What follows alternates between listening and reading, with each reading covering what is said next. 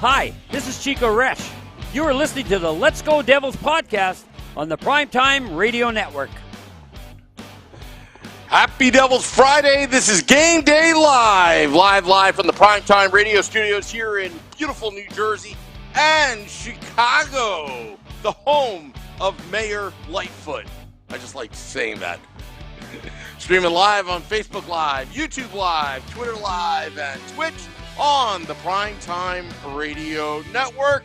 Devils Rangers tonight. The Devils taking on the New York Rangers in that place called the most famous train station in the world, Madison Square Garden. I think it's a dump. Vinnie, I don't know if you know anything about New York news and all that kind of stuff, but are they going to knock down the building? Apparently that they were supposed to knock down the building 10 years ago, and I think they've got, 2 more years left before the city's supposed to knock it down and build a train station. Did you ever remember hearing about it? To be honest with you, I never even slightly heard of that before. It wouldn't surprise me. It is I believe it's the only rink in the NHL now that's not named after a brand. So that's always interesting to me that they're like one of the OGs left that, you had the Montreal Forum or Chicago Stadium. They're the Bell Center now or the United Center. They're all named after companies, but where Madison Square Garden is just still Madison Square Garden. But for those of you who are watching who saw Batman last night, you know that Madison Square Garden, or in the movie Gotham Square Garden, kind of played a major role at the end of the film. I was a little interested. I was like, I hope the Devils are as successful in that building as the Batman was tomorrow night. I got a couple tweets lined up in case the Devils do play well there. But yeah, I never heard that about them knocking it down, but that would be interesting. The place is iconic in terms of the New York Knicks and the New York Rangers. I know Michael Jordan and LeBron James have had some big games there in the NBA, and it was a big deal for them playing there for a while. So, but when it's the Devils there, we hate the place. We make fun of it. We call it the most famous train station. And I'm very much looking forward to this game tonight. Devils Rangers could be one of the premier rivalries in the NHL if both teams were good. Obviously, we're relying on the Devils to become a good team. My worry is that by the time the Devils are a good team, will the Rangers be? Because the Rangers do rely on their goaltending and their older players a little more than I think they wish they were. Panarin and Zibanejad are leading the way, and then they have Shesterkin and now, who's a young guy. But we've seen how goalies, they go up and down year to year. Injuries, stuff like that happen. So I think the Rangers would feel a lot better about themselves if Panarin and Zibanejad and Kreider were all doing what they're doing, in addition to Lafreniere, Kakko, all these guys, stepping up their game. And they've just taken a little bit longer to develop. So the New York Rangers are an interesting team if we're putting aside our hatred for them. I see you got the Rangers suck sign behind you. That's always fun.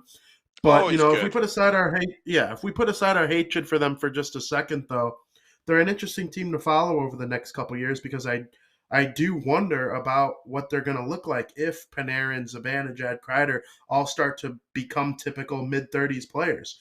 Is Lafreniere capable of taking the reins and becoming one of the faces of the franchise? Is Capo Kakko going to get back healthy and do what he's able to do or was able to do in his draft year? We all know he's a supremely talented player, but Kakko and Lafreniere have combined for less points than Hughes, Hischier, and Bratt all have individually.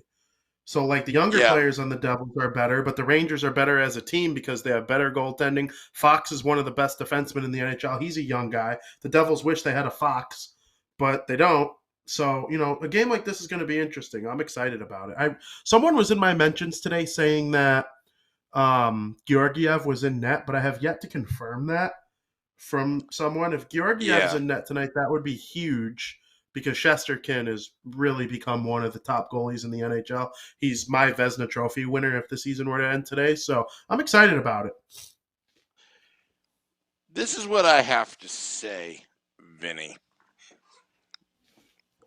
This is my opinion and my opinion only about Devils Rangers. I felt that the Devils and Rangers were neck and neck in terms of where they were in the organization in terms of the rebuild 3 years ago. Devils having a couple first overall picks, Jack Hughes, Nico Hischier. The Rangers had a second overall, Capo Caco, and Alexei, I don't care, Lafreniere. But they took two different directions. One pivoted towards experienced coach in Gallant.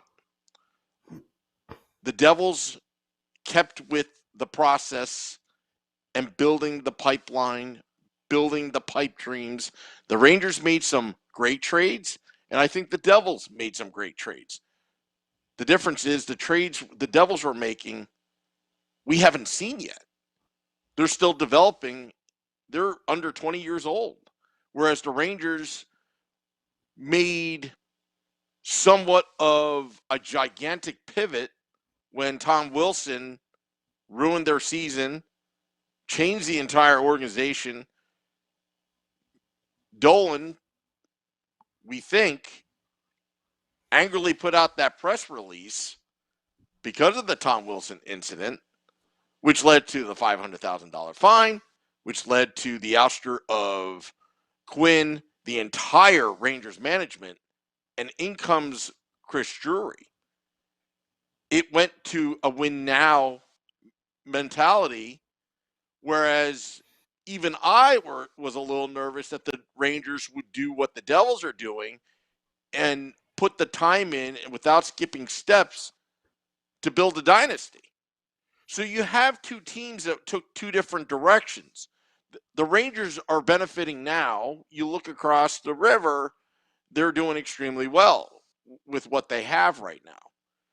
Whereas the Devils, they are on a very slow but steady incline.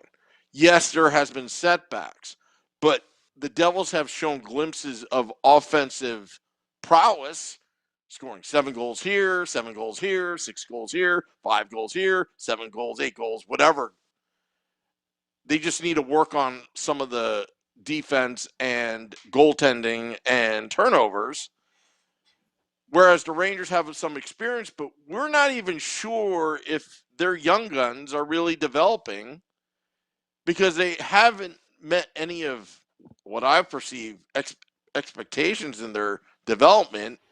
And it's those veteran leaders like Panarin, like Kreider that are leading the team. There's a big question mark in the future, but let's talk about today. The Rangers are ahead of where the Devils are, but I think the Devils' foundation for long-term dynasty is a potentially much better. Again, I say potentially. I'd like to see it happen in 2025 because maybe by 2025 the Rangers have already peaked in their rebuild, while as the Devils on a steady incline to for a championship team. What do you think? Yes. Yeah. So another thing I saw was that the Devils, they average about a goal more a game than the Rangers, which I found extremely interesting because the Rangers are 20 points ahead of them in the standings. But you look at the goalies. The Devils have had this season, we've seen Mackenzie Blackwood not be the Mackenzie Blackwood that we knew. Bernier was okay to start, but then he got hurt. He's not the answer. We saw Scott Wedgwood before he ended up being claimed by Arizona. We saw Gillies. We saw Nico Dawes, who has made less than 10 starts. And I believe Akira Schmid has a couple starts as well. None of those guys can even come close to what Igor Shesterkin has done so far this season. He's the leading Vezina Trophy candidate without a doubt. I believe if you replace the two teams' goaltending with one another, the Devils would be where the Rangers are, and the Rangers would be where the Devils are. I do believe that. It is very worrisome for Rangers fans that Kreider, Panarin, and Zibanejad are the only ones on their team truly leading the way in terms of offense. Besides, I'm talking forwards, because Fox is amazing. Fox might go to the Hall of Fame. Like, he's on that kind of trajectory. Fox is outstanding. If I could pluck any player off the Rangers and put him on the Devils right now, it would be Fox, and it's not close. it's worrisome that Kreider was supposed to be traded to the Bruins like 3 years ago. And for some reason, the Rangers didn't do it when they were rebuilding. Now he has 35 goals. Do we think Kreider's going to have 40 goals ever again after this year? I'm leaning no. Maybe one or two more times. But in 3 years from now, what are the Rangers going to look like?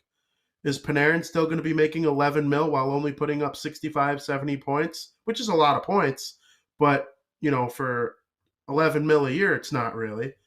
Zibanejad, he's a really good player, but like how's he going to age? The fact that Lafreniere and Kako have not lived up to expectations so far. Now they could explode at any time. I'm not sitting here acting like they can't just come out one year and be awesome. But even a guy like Philip Hedl, he hasn't been what we thought he was going to be yet either. And people used to be like, well, Lafreniere is going to be better than Jack Hughes. We're not comparing Lafreniere to Jack Hughes anymore. Now we should start like Nico Hischier is better than Lafreniere. I would take Nico Hischier on my team over Lafreniere any day of the week. And Jesper Bratt, a young guy like that coming out of the late rounds. And I'm not saying the Rangers won't hit on a late round pick like that. They certainly will, I'm sure. But a lot of change has gone on with that organization internally, and they're having a really good year so far. But are you picking them to beat Pittsburgh in the postseason? Are you picking them to beat Carolina in the postseason? Maybe Washington, because Washington kind of has similar goaltending issues, but Ovechkin, Kuznetsov, they're a little bit more well-rounded of a team than the Devils right now, a little more experienced. Philly's horrible. I feel like I'm missing a big gun in the Eastern Conference Metropolitan Division. Columbus isn't going to make it. So it's going to be interesting to see how this whole thing goes down. But tonight against the Rangers, the Devils should be able to keep up with them offensively. It's just whether or not they can defend the top guns on the Rangers. And the last time these two teams played, Lafreniere and Kako, I don't know if Kako's not back yet. I don't think. But those two had a really good game. Like, they like playing the Devils. They get up for these games. So, but with the way that the young guys on the Devils have played so far this season, pretty much outside of Ty Smith, all of the young players have really had good years and should be excited about the way that they're trending. And then you think about someone like Dawson Mercer, who is going to take the next step at some point. Dawson Mercer was traded. That pick was acquired for Hall, and Hall only has like 6 more points than Mercer. And Hall's a former Hart Trophy winner, and Mercer is a rookie who wasn't expected to make the team out of camp. So, and no disrespect to Hall, he's having a great year with the Bruins, and the Bruins are a cup contender once again. But Mercer, getting him is outstanding. Then you got Holtz on the way. We'll see what happens with Stillman or Mohamedulin. Luke Hughes is one of the best freshman defensemen in college hockey history.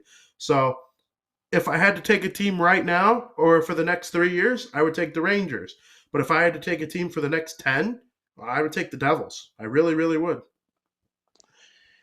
Yeah, and again, it's not me being a homer, but the facts are one team took a different direction, and it almost seemed like it was a little bit irrational at the time when I thought that Quinn, John Davidson being in management, and I forgot who the GM was.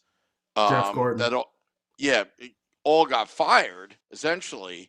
I thought they were doing things the right way. They wrote a letter to the season ticket holders saying that, look, this deadline is really a commitment to you, but we're going to have to tear it down a little bit. Like, all those little things, I'm thinking, I think they finally see the light. And then suddenly, boom, it was almost so knee-jerk reaction that, the sequence after the Tom Wilson incident, it's paying off now. It's instant gratification. But I'm not sold that the Rangers are a Stanley Cup contender. I'm not sold on that yet. And, again, what's going to happen tonight?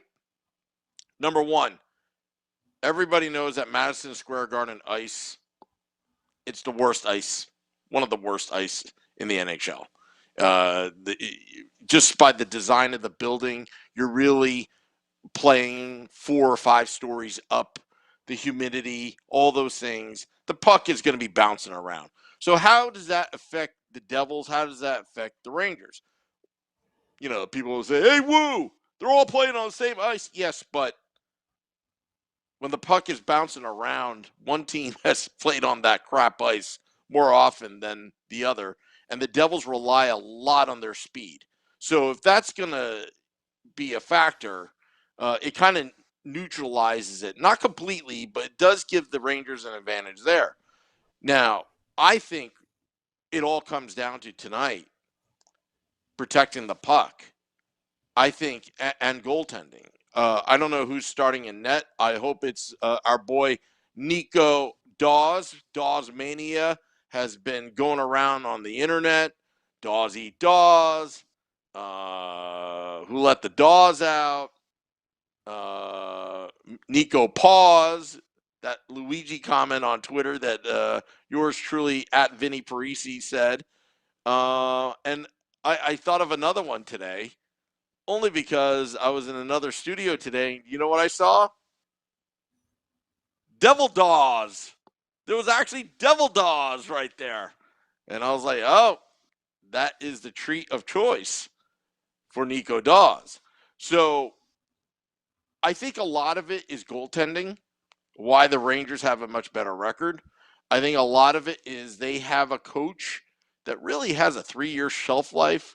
You get instant gratification out of Gerard Gallant, and then suddenly he's gone for whatever reason.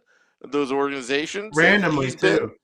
yeah, Randomly too. The last 2 times he got fired, it was like, what? yeah.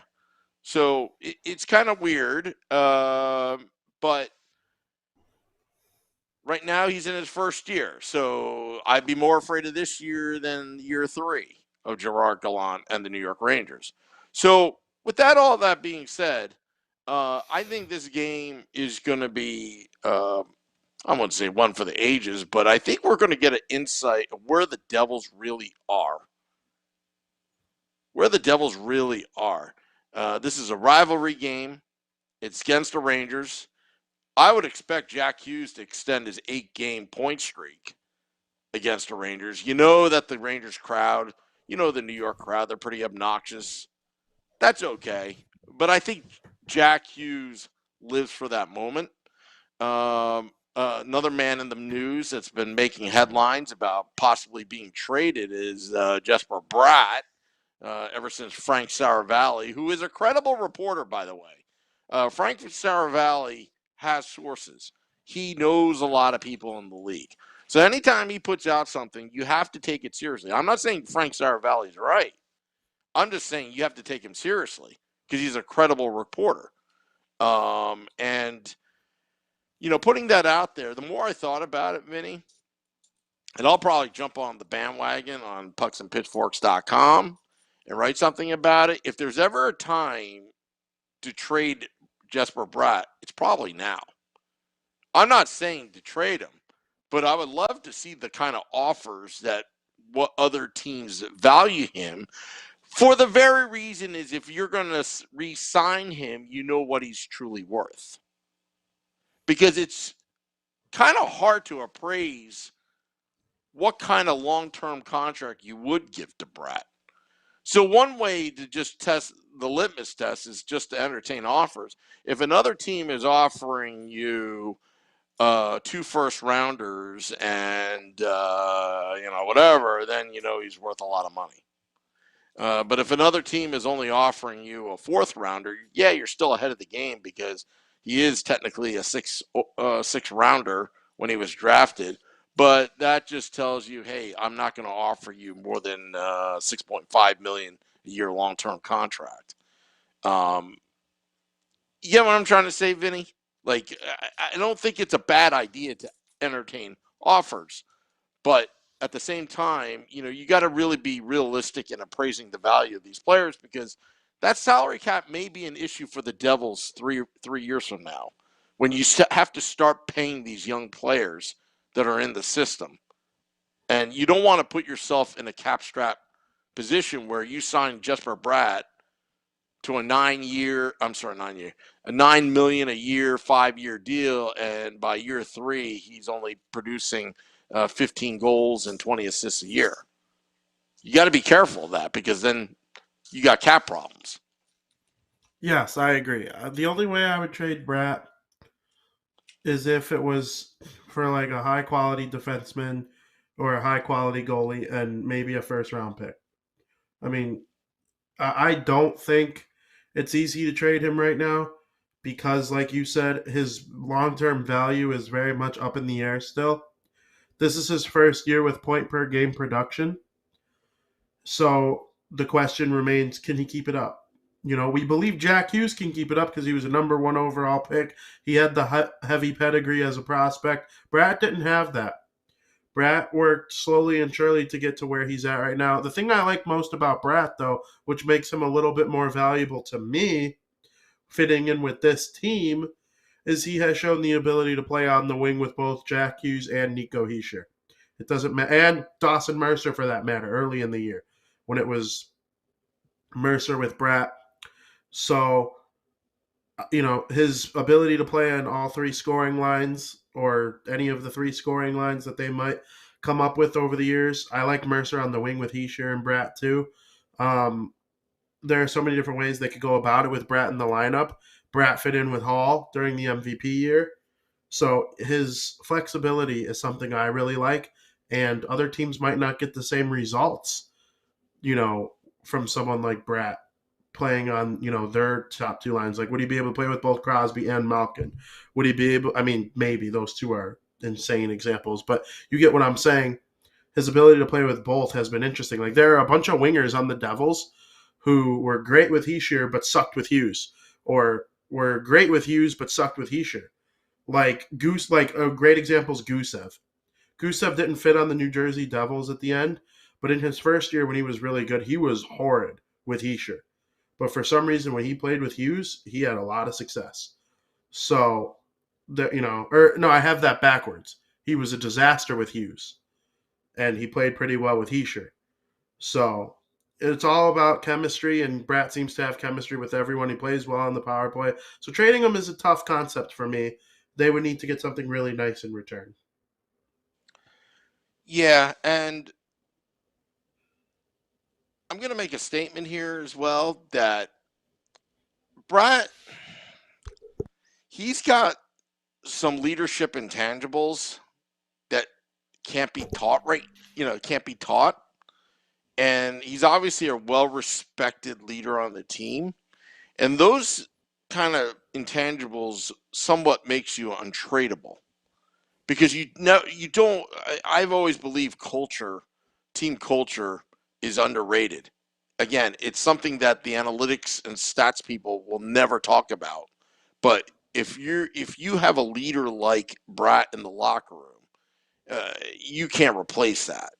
You simply don't. You could possibly get another player that exemplifies leadership, but you're not getting the same kind of player like you're getting out of Jesper Bratt. And this is something he wanted. This is something he worked on. And that's what possibly makes his trade value so high with the Devils. Now it's just a matter of, okay, when you appraise all that, but I'll give you another player years ago that was all effort, gritty, and had the leadership, but he was never the number 1 player on the team. His name is Rod Brind'Amour. Back in the day when he played for St. Louis, the Philadelphia Flyers, and eventually winning the Cup with the Carolina Hurricanes.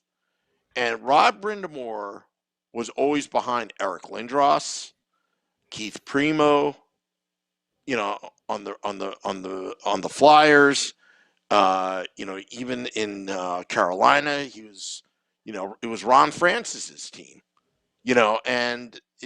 but he was the captain.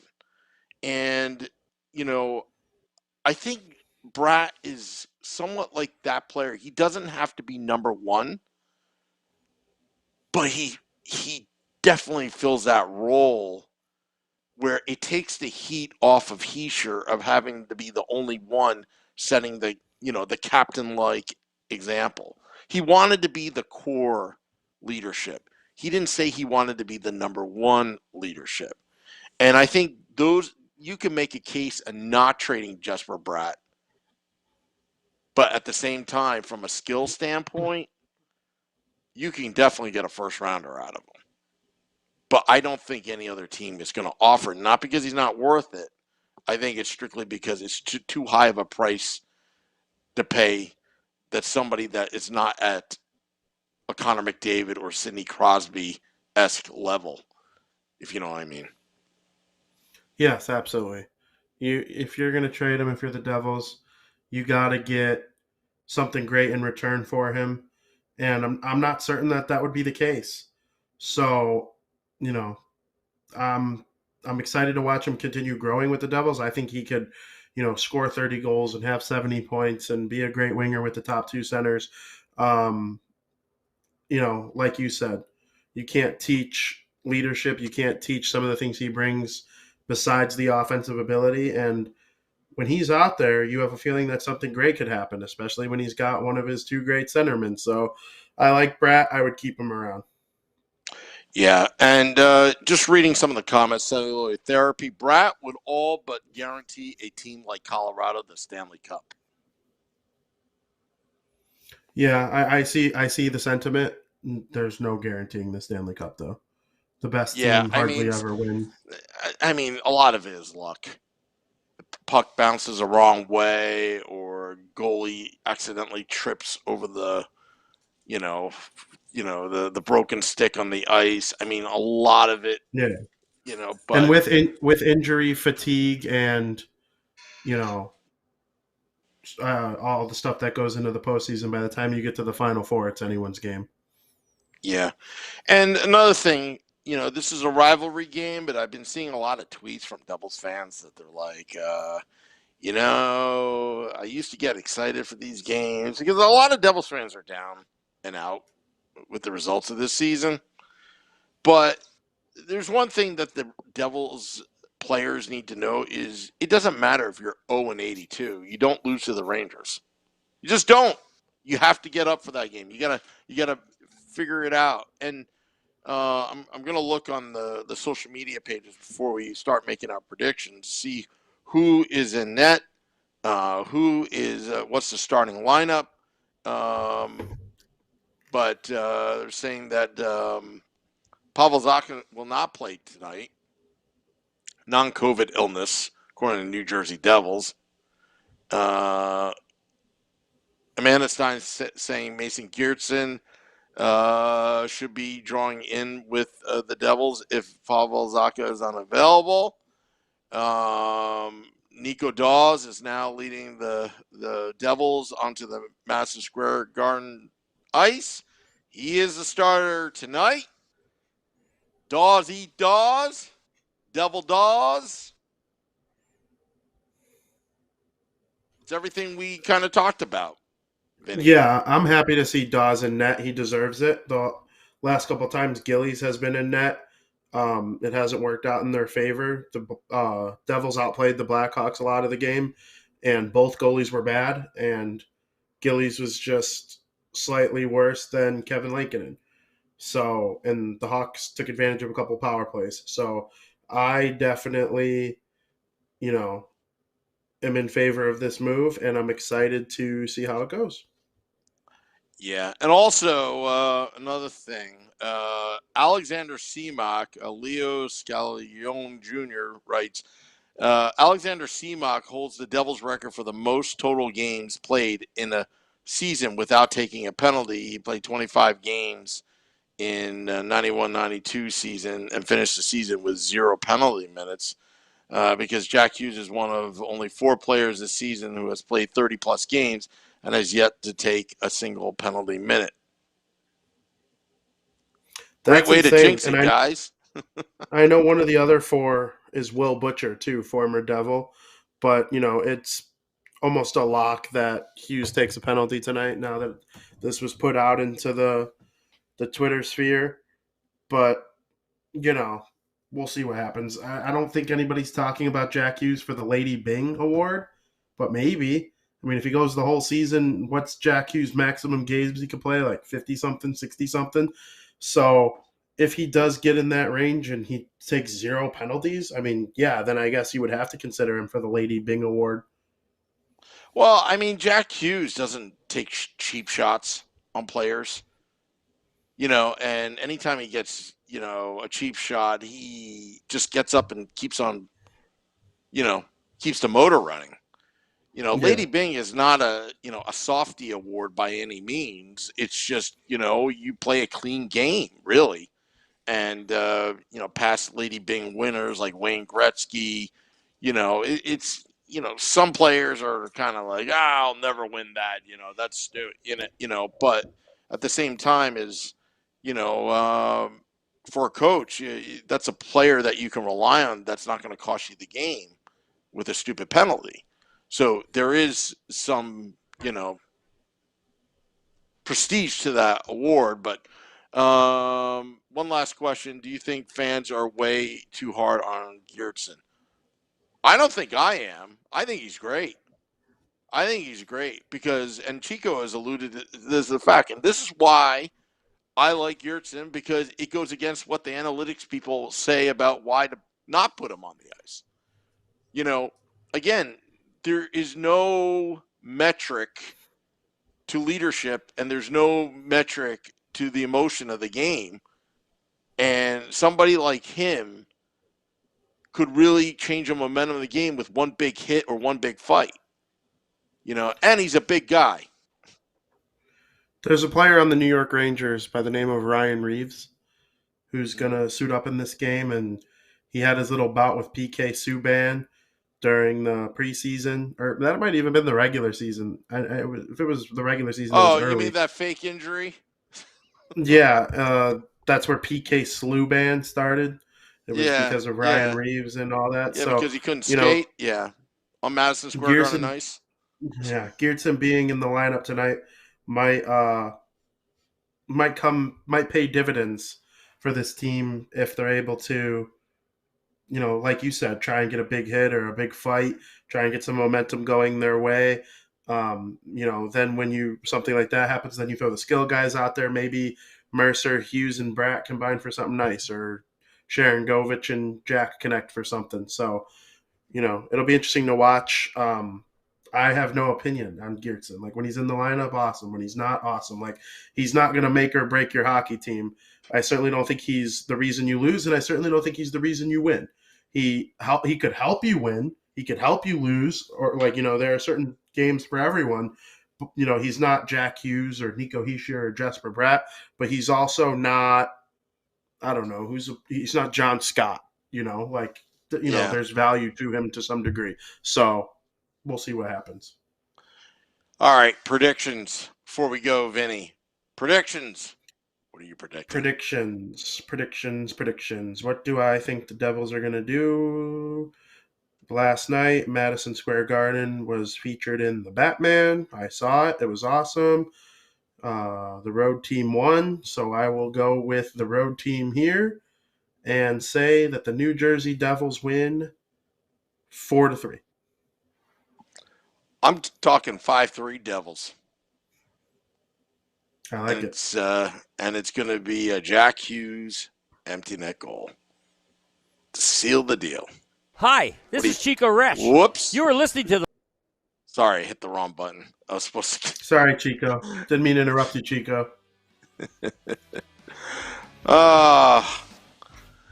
If people knew how difficult it is to produce and host at the same time, they would understand. New soundboard. Love that. Well, want to thank all those watching.